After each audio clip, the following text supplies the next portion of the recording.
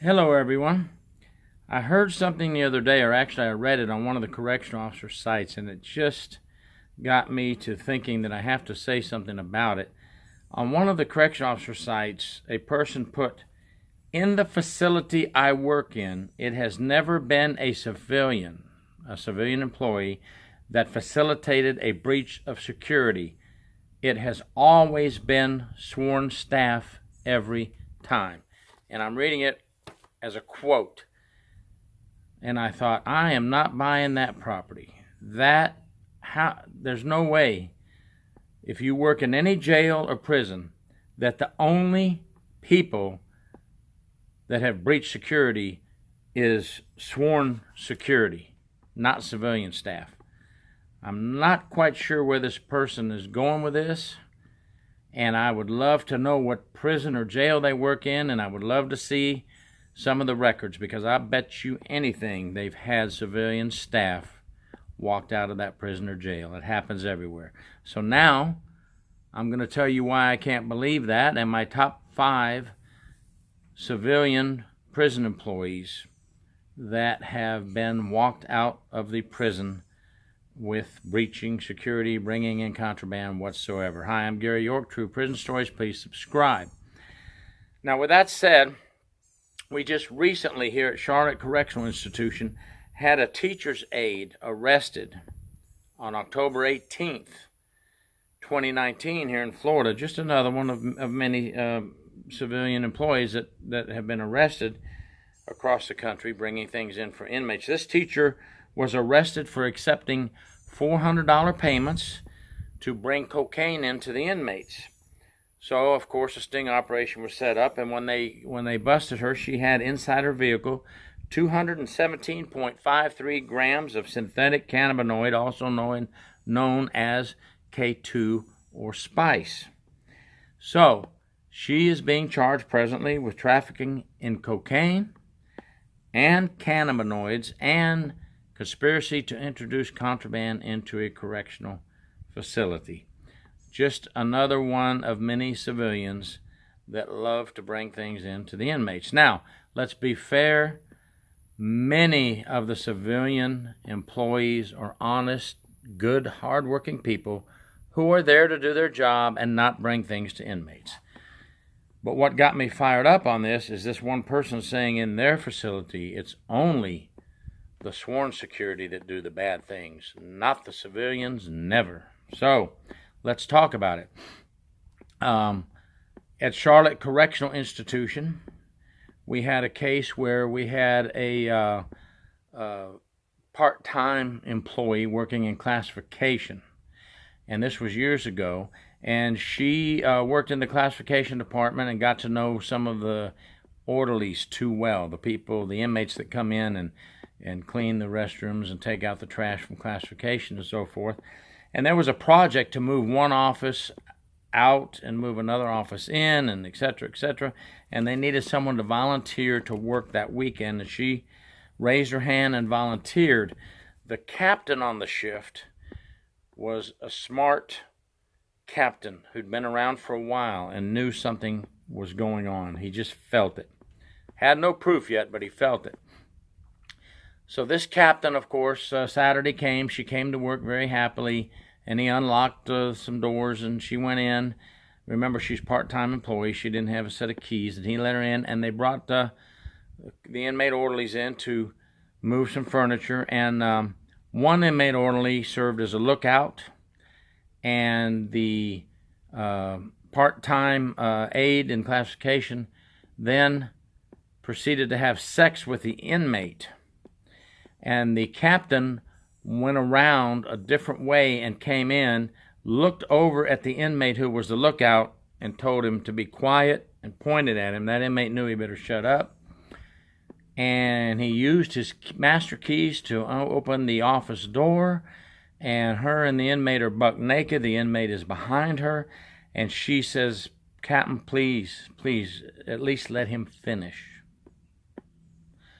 This is a true story. There's another inspector who is aware of this story, and this was documented years ago. This is years ago, but see, these things go on, and this is why we have to be careful. Careful and report any suspicious activity. Thank goodness this captain was on the ball, and he knew what to look for and the signs to look for. We need more of that.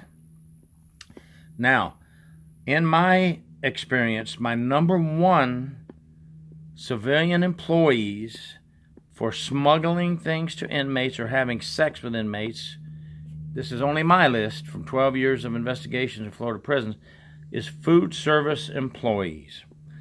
I believe I have conducted more investigations on food service employees having sex in the food storage room or anywhere they can find a place with inmates and bringing things with inmates. And I've worked with several local law enforcement agencies in different counties to set up sting operations to catch food service employees taking money to bring things into the prison. So food service would have to be number one on my list. Number two on my list is going to have to be teachers' aides, such as this teacher we just discussed earlier about from Charlotte Correctional. And with the teachers' aides, I would like to add into that same group librarians. For some reason, I've had several librarian cases where they've brought things to inmates or had sex with inmates. So, and teachers' aides, we've had a lot of them as well. I would have to group that into my number two group of civilian employees that have been caught smuggling things into inmates or having relationships with inmates. My third group, and I had to think this over, would be maintenance. And the reason I say maintenance is because I've had cases, one is at Charlotte Correctional Institution, where a maintenance employee was manipulated by inmates. He was a young guy to bring in a small caliber weapon to inmates at Charlotte Correctional Institution. Documented investigation. He was caught, and the story is in my book, Corruption Behind Bars. And he was manipulated by the inmates to do this. He has never had a prior record of any crimes whatsoever. Of course, I would hope not. That's how he got hired to work in maintenance at the prison. But he seemed like the type of guy that just got totally manipulated. Granted, he committed a crime, ended up on probation. We sent it to the state attorney, and he got probation. But maintenance is one. Maintenance is number three also in my list because of Dade Correctional Women's Facility. I had several maintenance people go down the tubes over there because the female inmates would give oral sex to the maintenance man in exchange for alcohol. It's kind of easy for the maintenance men to get the alcohol in. They have the access, they have keys. And a lot of the alcohol, of course, was, as most of you know, clear vodka, so they would put it in a water bottle and people would think it's water. But when I interviewed the female inmates, they said, hey, we were given oral sex in exchange for the alcohol. And of course, we had to catch them, and we did. We set up a little sting operation, and a couple of them admitted it, a couple of them denied it. But anyway, they all went down the tubes for that. And when I say a couple of them admitted it, it was the maintenance people who admitted that they had done this. And a couple refused to interview and just resigned. So that's fine. We got rid of them. But that would be my number three group. Now, my number four group is going to have to be nurses and dental assistants. Now, we've had several nurses do things with inmates, bring them something, give them medicine that they shouldn't, get medicine from the prison pharmacy and give it to the inmates. Some of the nurses that we caught doing this were also stealing meds for their own addiction, for their own pill addiction. It's sad, but it happens. We've had dental assistants at Hardee Correctional, at DeSoto, at Dade Correctional in Miami, all over the place, having relationships with inmates, sex in the dental chair when everybody's gone and there's nobody left but the dental assistant and the inmate orderly. Yes, these things happen, folks. These are all civilian employees. So when the person who made this statement, in the facility I work in, it has never been a civilian that facilitated a breach of security. It has always been sworn staff every time. Wow. You work at a facility where the only corruption comes from the uniform. Wow. I don't know how you keep those civilian employees so clean. I just think that his whole statement says more if you read into it. He's got something against uniformed staff. Uh-oh, I gave it away. It's a he. Okay. I don't want to give any names away or anything, but it's a he, and he seems to have something against security staff and loves all civilian employees. Well, I don't buy that statement. I said that already. And I'll give you my number 5. My number 5 would be volunteers, civilian volunteers that come in for church services, counseling, all these type of things, drug counselors, church services, all the volunteers that come in.